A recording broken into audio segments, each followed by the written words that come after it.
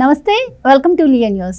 కూటమి ప్రభుత్వం అధికారంలోకి వచ్చిన ఈ 6 నెలల్లో దళితులనే టార్గెట్ చేసిందని చెప్పి వాళ్ళని అనగదొక్కాలని చెప్పి చంద్రబాబు ట్రై చేస్తున్నారు అంటూ ఇటు వైసీపీ రాజ్యసభ ఎంపీ అయినటువంటి విజయసాయిరెడ్డి కావచ్చు, ఇటు జగన్మోహన్ రెడ్డి గారు కావచ్చు ఆరోపిస్తున్నటువంటి పరిస్థితి. మరి ఈ నందిగం సురేష్, మేరుగు నాగార్జున ఇలా చెప్పుకుంటూ పోతే కావాలనే మాజీ ఎమ్మెల్యేలు, ఎమ్మెల్సీలు, ఎంపీపీలను టార్గెట్ చేస్తూ కూటమి ప్రభుత్వం పనిచేస్తుంది అంటున్నారు. ఇక ఈ 6 నెలల్లో దాదాపు 11,554 మంది దళితులను వీళ్ళు ఇబ్బంది పెట్టారు అని చెప్పి కూడా ఆరోపిస్తున్న పరిస్థితి. మరి నిజంగానే ఆంధ్రప్రదేశ్లో ఇలాంటి పరిస్థితి ఉందా? ఇప్పుడు ఎవరైతే ఈ ఎస్సీ అని చెప్పుకుని మరి కేసులు ఎదుర్కొంటున్నారో వాళ్ళు నిజంగానే మరి జగన్మోహన్ రెడ్డి హయాంలో ఏ తప్పు చేయలేదా? ఇలాంటి విషయాలను తెలుసుకుందాం. మనతో పాటు ఉన్నారు సీనియర్ జర్నలిస్ట్ సత్యమూర్తి గారు. నమస్కారం సార్. నమస్కారం అండి. సార్, కూటమి ప్రభుత్వం అధికారంలోకి రాగానే జోగి రమేష్ను టార్గెట్ చేసింది. అలాగే ఆయనపై రాళ్లదాడి కేసులో మేరుగు నాగార్జున్ని టార్గెట్ చేసింది, మేకతోటిని టార్గెట్ చేసింది.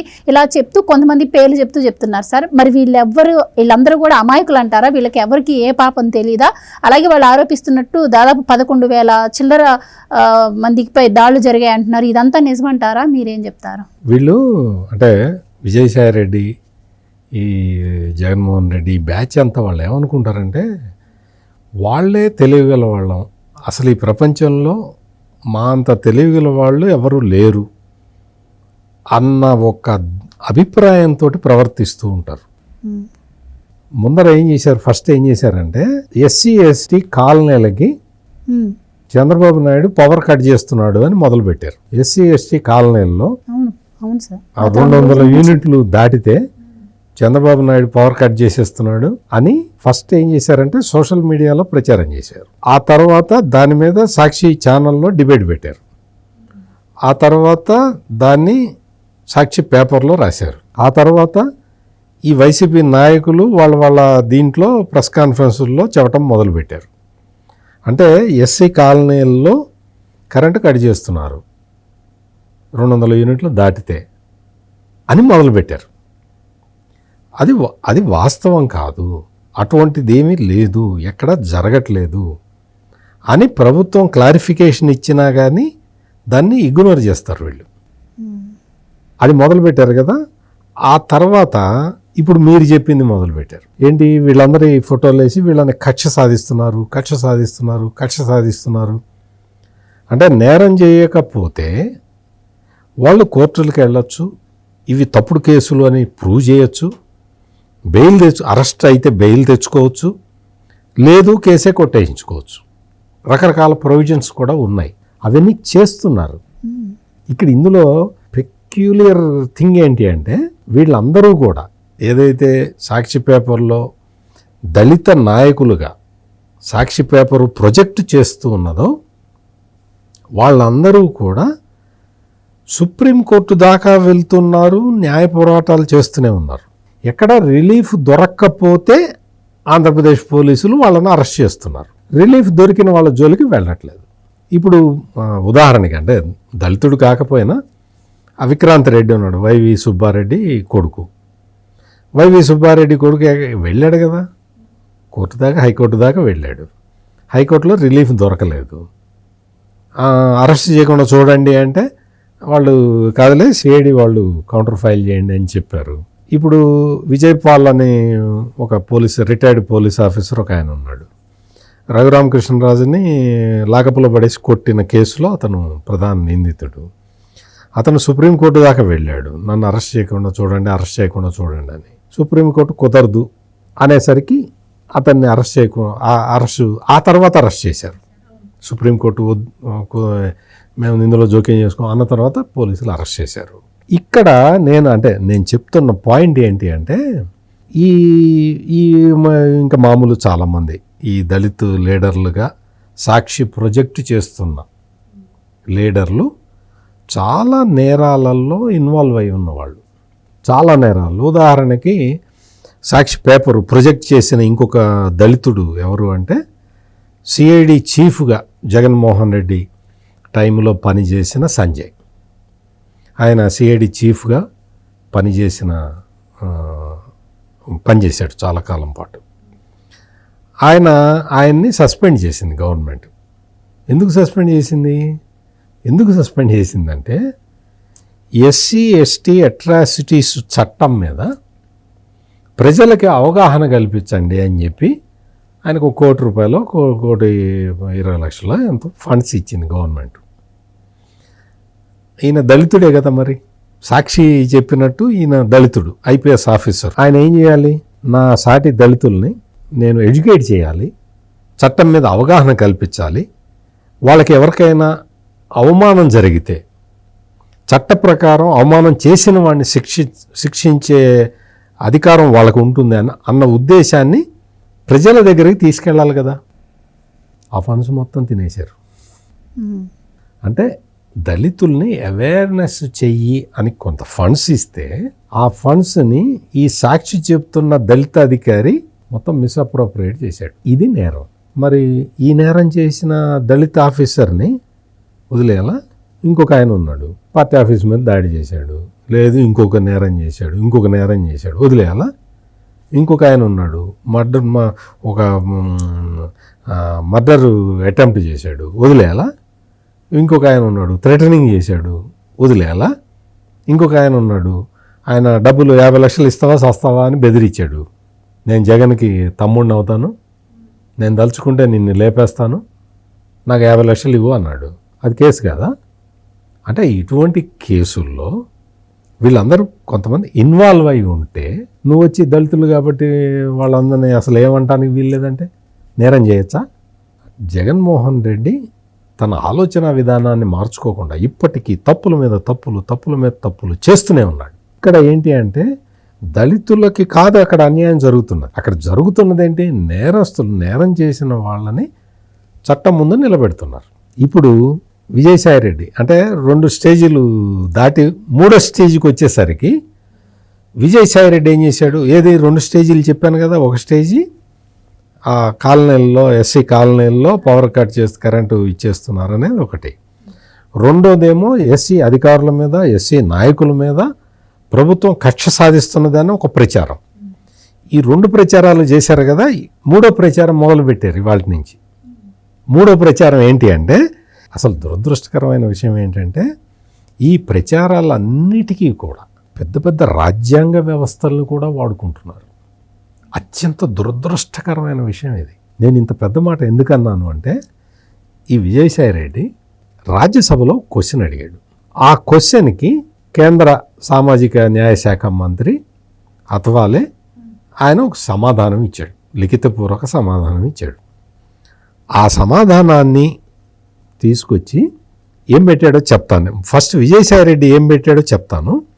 అంటే విజయసాయి రెడ్డి పేరు మీద జగనన్న కనెక్ట్స్ అనేవాళ్ళు పెట్టారు. ఏం పెట్టారో చెప్తాను. చెప్పిన తర్వాత అసలు ఈయన అడిగిన క్వశ్చన్ ఏంటో చెప్తాను.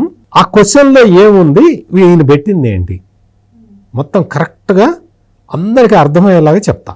కొంచెం నాకు టైం ఇవ్వాలి. జగనన్న కనెక్ట్స్ రాష్ట్రంలో పూర్తిగా నిర్వీర్యమైపోయిన వ్యవస్థలు, ఎవరికీ రక్షణ లేకుండా పోయింది. కూటమి ప్రభుత్వం వచ్చిన 6 నెలల్లో 11,554 మంది దళితులపై దాడులు. రాజ్యసభలో విజయసాయి రెడ్డి ప్రశ్నకు సమాధానం ఇచ్చిన కేంద్రం. ఇది ప్రచారం చేస్తున్నారు వాళ్ళు. 6 నెలల్లో 11,554 మంది దళితులపై దాడులు, కూటమి ప్రభుత్వం వచ్చాక పెరిగిన అకృత్యాలు, జాతీయ ఎస్సీ కమిషన్ కు వెల్లువెత్తుతున్న ఫిర్యాదులు, రాజ్యసభలో ఎంపీ విజయసాయిరెడ్డి ప్రశ్నకు కేంద్రం సమాధానం అని చంద్రబాబు నాయుడు ఫోటో ఒకటి వికృతంగా పెట్టి బ్లాక్ అండ్ వైట్లో, విజయసాయిరెడ్డిది కలర్ ఫోటో ఉంటుంది, చంద్రబాబు నాయుడిది, పవన్ కళ్యాణ్ది బ్లాక్ అండ్ వైట్లో ఫోటోలు ఉంటాయి. ఈ ఫోటోలు పెట్టి ఇది విస్తృతంగా ప్రచారం చేస్తున్నారు సోషల్ మీడియాలో. ఈ జగన్ కనెక్ట్స్ అనేది పెట్టి, ఇదొక్కటే కాదు, మొత్తం సోషల్ మీడియా యాక్టివిస్టులందరితోటి ఈ పోస్టులు విస్తృతంగా ప్రచారం చేస్తున్నారు. యాక్చువల్గా ఈయన అడిగిన క్వశ్చన్ ఏంటి అంటే, విజయసాయి రెడ్డి రాజ్యసభలో కేంద్ర సంక్షేమ మంత్రిని అడిగిన క్వశ్చన్ ఏంటంటే, whether it is a fact that as per National Commission for SC, there were 11,917 complaints received in 2020-21 and gone up to nearly 14,000 in 2021-22 and in first 6 months of 2024 there were more than 9,500 complaints received in the commission అనేది ఇక్కడ వేసిన question. ఇక్కడ వేసిన క్వశ్చన్లో నేను clear కట్గా మళ్ళీ చదివేది ఏంటంటే and in first 6 months of 2024 2024 సంవత్సరం మొదటి 6 నెలల్లో 2024 సంవత్సరం మొదటి 6 నెలల్లో ఓకే, కూటమి ప్రభుత్వం వచ్చాక కాదు, 2024 సంవత్సరం మొదటి 6 నెలల్లో అని రాజ్యసభలో క్వశ్చన్ అడిగి ఆ క్వశ్చన్కి సమాధానం చెబితే ఆ క్వశ్చన్కి సమాధానం చెప్పింది కేంద్రం. ఏం చెప్పింది? 2024. నేను తడతడకి అదే చెప్తున్నానని మీరు బోర్ ఫీల్ కామాకండి. ఇక్కడ ఈ కంత్రి తెలివితేటల్ని ఎక్స్పోజ్ చేయాలి కాబట్టి నేను ఇన్నిసార్లు అదే విషయం చెప్తూ ఉన్నాను. దయచేసి నన్ను అపార్థం చేసుకోమాకండి. 11,554 మంది దళితులు కంప్లైంట్ చేశారు అని కేంద్ర మంత్రి చాలా స్పష్టంగా చెప్పాడు. 11,554 మంది దళితులు నేషనల్ కమిషన్కి తమ మీద దాడులు జరిగాయి అని ఫిర్యాదు చేశారు. ఇక్కడ ఏం రాస్తాడు? కూటమి ప్రభుత్వం వచ్చిన 6 నెలల్లో 11,554 మంది దళితులపై దాడులు అని జగన్ కనెక్ట్స్ వాడు పెడతాడు, విజయసాయిరెడ్డి ఫోటో వేసి. ఓకే, ఫిర్యాదులు వచ్చినాయి, అవి వాస్తవమా కాదా తీసి పక్కన పెడదాం. ఓకే, వాస్తవం అనే అనుకుందాం. వాస్తవం లేకపోతే ఎవరు కంప్లైంట్ చెయ్యరు అనే అనుకుందాం ఫర్ ఆర్గ్యుమెంట్ సేక్. అడిగిన క్వశ్చన్ ఏంటి? 2024 సంవత్సరం మొదటి 6 నెలలు. మొదటి 6 నెలలు అంటే ఎప్పటి నుంచి ఎప్పటి వరకు? జనవరి నుంచి జూన్ వరకు. అంతేనా? నాకు కొంచెం అంటే నేను లెక్కల్లో వీక్, విజయసాయిరెడ్డి లాగా నేను ఆడిటర్ని కాదు కదా, లెక్కలు అన్నీ తారుమారు చేసి చెప్పే ఆడిటర్ని కాదు కదా. మొదటి 6 నెలలు అంటే మొదటి 6 నెలలు ఏంటి? జనవరి, ఫిబ్రవరి, మార్చి, ఏప్రిల్, మే, జూన్. ప్రభుత్వం వచ్చింది ఎప్పుడు? ఎన్ని నెలలు అయింది? అంటే ఇదంతా కూడా ఈ 11,554 కంప్లైంట్లు ఎప్పుడు వచ్చినాయి? జనవరి నుంచి. 2024 సంవత్సరం జనవరి నుంచి వచ్చిన కంప్లైంట్లు కదా. జగన్మోహన్ రెడ్డి ఎప్పటి వరకు ఉన్నాడు? మే వరకు ఉన్నాడా?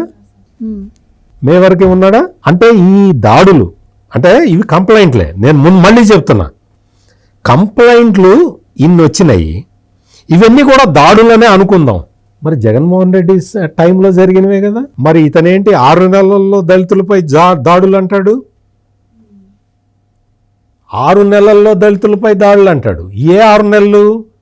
అదే చెప్తున్నా, ఈ విజయసాయిరెడ్డి ఒక ఆడిటర్గా ఎంత తప్పుడు లెక్కలు ఇస్తాడనేది నేను క్లియర్ కట్గా చెప్పదలుచుకున్నా. అందుకనే నేను ఇంత సమయం తీసుకొని చెప్తున్నా. ఏ 6 నెలలు? క్వశ్చన్లు అడిగింది ఏ 6 నెలలు?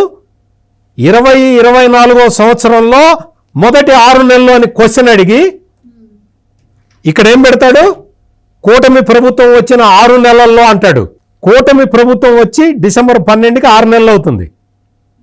6 నెలల్లో 11,554 మంది దళితుల మీద దాడులు జరిగినాయి, రాష్ట్రంలో శాంతి భద్రతలు ఎక్కడ అంటాడు. క్వశ్చన్లో ఏమడిగాడు? జనవరి నుంచి జూన్ వరకు క్వశ్చన్ అడిగి ఆ క్వశ్చన్ని తప్పు చెప్పి అటు తిప్పి ఇటు తిప్పి తప్పు చెప్పి 6 నెలల్లో 11,554 మంది దళితులపై దాడులు అని చెప్తున్నాడు. ఇతన్ని ఏమనాలి? ఆడిటరా? ఇతను ఆడిటర్ అనాలా? రాజ్యసభ లాంటి పెద్దల సభలో ఒక క్వశ్చన్ వేసి, ఒక మిస్లీడింగ్ క్వశ్చన్ వేసి, ఆ క్వశ్చన్ని వక్రీకరించి సోషల్ మీడియాలో ప్రచారం చేసుకుంటూ దళితుల మీద దాడులు జరిగినాయి, దళితుల మీద 11,554 మంది దళితుల మీద దాడులు అని చెప్పి ప్రచారం చేస్తావా? ఇది కాదు ఫేక్ ప్రచారం అనేది. ఫేక్ ప్రచారం అంటే ఇది. విజయసాయిరెడ్డి పేరు మీద వచ్చింది, జగన్ ఉన్న కనెక్షన్లో వచ్చింది. వాస్తవంగా ఏంటి?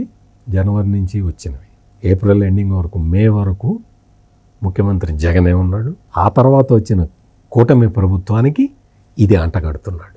ఎంత దారుణమైన, ఇటువంటి దారుణమైన ప్రచారాలు చేసుకుంటూ అసలు తలా తోకా లేకుండా ఎంత అవాస్తవాలని ఇతను ప్రచారం చేస్తున్నాడు అంటే, మీకు తెలుగుదేశం హయాంలో అంటే 2014 నుంచి 2019 వరకు తెలుగుదేశం ప్రభుత్వం ఉంది కదా, విభజిత ఆంధ్రప్రదేశ్లో. ఆ రోజున దళితుల మీద దాడులు, ఇవి కంప్లైంట్లు కాదు, దాడులే చెప్తున్నా నేను. అవి జరిగింది ఏంటి అంటే 2015లో. ఇవన్నీ క్రైమ్ రికార్డ్స్ బ్యూరో నుంచి తీసిన లెక్కలే తప్ప నా సొంత కవిత్వం కాదు, నేనేదో కల్పించి చెప్పట్లేదు. 2015లో 2263 జరిగినాయి. 2016లో 2335 జరిగినాయి దళితుల మీద దాడులు. 2017లో 1969 దాడులు. 2018లో 1836. 2019లో 2071 దాడులు జరిగినాయి. ఈ దాడులు ఇవి జరిగినాయి. ఇవి జరిగితే ఇది తెలుగుదేశం హయాంలో జరిగింది. ఇంకొక లెక్క చెప్తా. 2020-2021 అంటే 2020-2021 సంవత్సరంలో ఎవరున్నారు? జగన్మోహన్ రెడ్డి.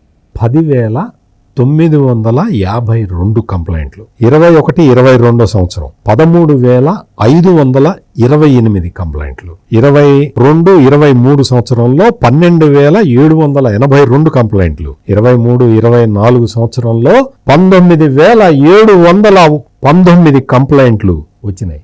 జగన్మోహన్ రెడ్డి అద్భుత పాలనలో. విజయసాయిరెడ్డి చెప్తుంటాడు కదా, జగన్మోహన్ రెడ్డి బడుగు పేదలకి పెత్తందారులకి పోటీ అన్నాడు కదా. అప్పుడు 2000 దాటలేదు, 2000 దాడులు దాటలేదు దళితుల మీద తెలుగుదేశం హయాంలో. జగన్మోహన్ రెడ్డి హయాంలో 10,000, 13,000, 12,000, 19,000 ఇన్ని జరుగుతూ ఉంటే విజయసాయిరెడ్డి వచ్చి మిస్లీడింగ్ ట్వీట్ పెడుతున్నాడు. మిస్లీడింగ్ ఇన్ఫర్మేషన్ని ట్వీట్ రూపంలో ప్రమోట్ చేస్తూ ఉన్నాడు. సమాజంలో అశాంతి రేపుతున్నాడు. దళితులకి ఒక బ్రెయిన్ వాష్ చేయాలన్న ఉద్దేశంలో పోతూ ఉన్నాడు విజయసాయిరెడ్డి. ఇప్పుడు నేను చెప్పిన ఈ వీడియోని చూసిన వాళ్ళు ఎవరు కూడా విజయసాయిరెడ్డి అన్న, జగన్మోహన్ రెడ్డి అన్న, ఆ సాక్షి పేపర్ రాసే అసత్యాలను కానీ వేటిని కూడా నమ్మరు. ఇవి వాస్తవాలు. ఇవి నేను చెప్తున్నవన్నీ ఏదో ఊరికే సరదాకి పేపర్లలో వచ్చినవి కాదు, నేషనల్ క్రైమ్ రికార్డ్స్ నుంచి తీసుకొచ్చి చెప్తున్నవి.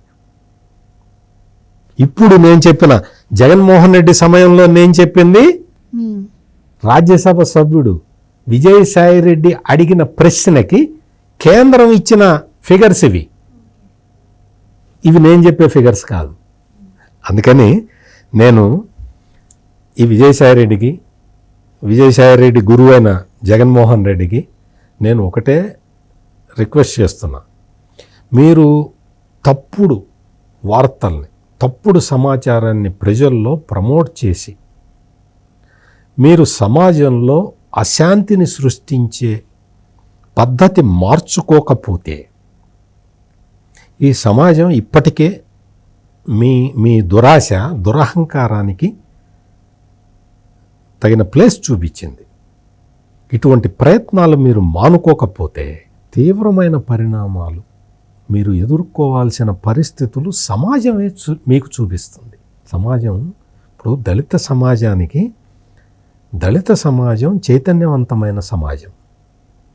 వాళ్ళ మీద దాడులు జరుగుతుంటే వాళ్ళకి తెలీదా నువ్వు విష ప్రచారం చేయాలా? నువ్వు విష ప్రచారం చేసినంత మాత్రాన దళితుల మీద దాడులు జరగకపోయినా జరుగుతున్నాయని నువ్వు చేసే ప్రచారంతో దళితులు మోసపోతారా? దళితులే కాదు, సమాజంలో ఏ వర్గము కూడా. ఈ సోషల్ మీడియా యుగంలో నువ్వు అనుకుంటున్నావు నేను పెట్టే ఫేక్ వార్తలు బాగపోతాయని అనుకుంటున్నావు.